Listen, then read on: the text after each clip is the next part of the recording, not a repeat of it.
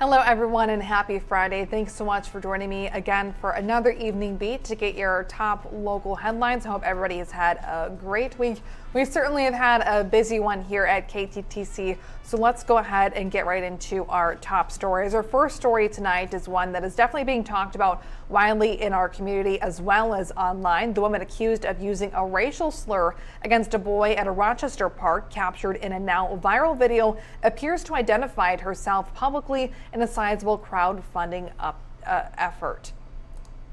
Now, a user on a crowdfunding site identifying as Shiloh Hendricks has increased her fundraising goal to $1 million, accruing more than $422,000 since the video's wide circulation as of less than a half hour ago. Regarding the incident at the park, the user writes, quote, "I recently had a kid steal from my 18-month-old son's diaper bag at a park. I called the kid out for what he was," end quote.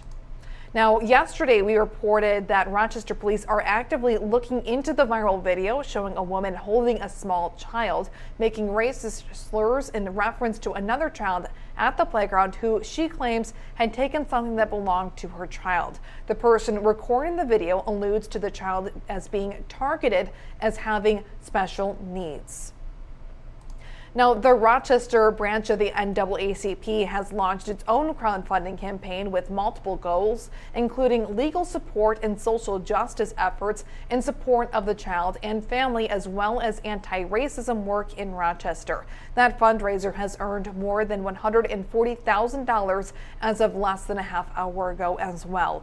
On its fundraising page, the NAACP acknowledged the woman in question's fundraising effort, writing, quote, "Many of the comments from her supporters celebrate and justify her hate," end quote. The NAACP goes on to say, quote, "Let's turn outrage into impact. Stand with us, stand for this child.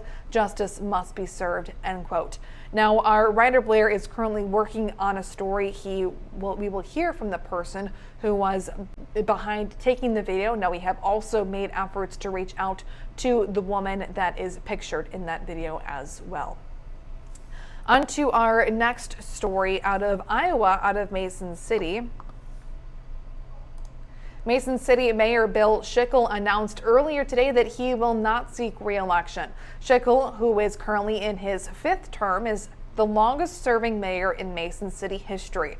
The mayor posted a video to his Facebook page where he said he initially thought about running again for a 6th term, but then he decided not to.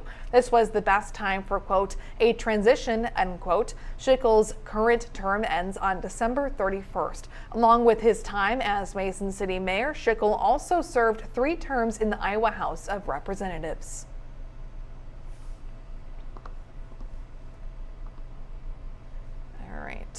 And now our last story will impact a lot of people that end up going downtown for either Mayo Clinic appointments or even work at Mayo Clinic. Mayo Clinic's busy Damon patient parking ramp on 3rd Avenue Southwest will be closing in July for demolition to make way for one of 2 new clinical facilities. Mayo Clinic says when it closes, the West Employee Parking Ramp, also known as Ramp 9, will become a mixed-use parking ramp for both patients and staff. Levels 1 through 5 will be used for patient parking, while 6 and above will stay available for staff. Mayo Clinic said it will direct patients to recommended parking ramps based on the location of their first appointment. Patients are still encouraged to park in the Damon parking ramp until its closure in July. More information can be found on our website, ktdc.com. Well, that is all the headlines that I have for you tonight. Thanks so much for joining me on this Friday night for your evening beat for your top local headlines. I will see everyone on Monday.